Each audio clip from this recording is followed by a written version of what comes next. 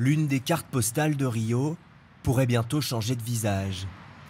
À côté du plus vieux téléphérique du monde en activité, l'entreprise qui a la charge du pain de sucre veut installer une tyrolienne de 750 mètres de long, pouvant atteindre 100 km/h.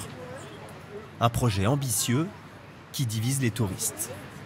Ça doit être incroyable de connaître Rio à travers de l'aventure, l'adrénaline et tout ça. Donc moi, je serais très chaude de le faire.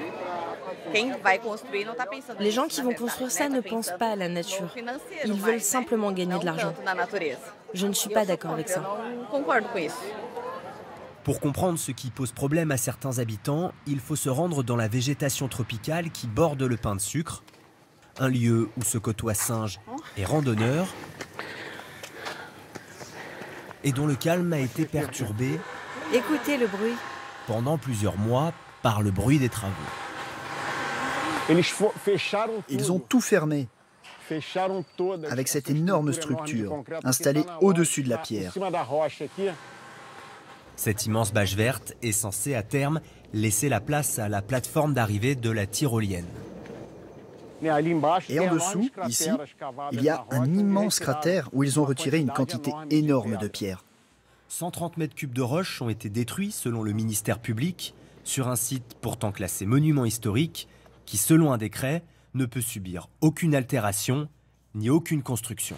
Le pain de sucre devrait être utilisé uniquement comme une aire de contemplation. Il y a une faune incroyable, une flore incroyable. Ce sont des travaux réalisés dans un intérêt privé avec des préjudices collectifs.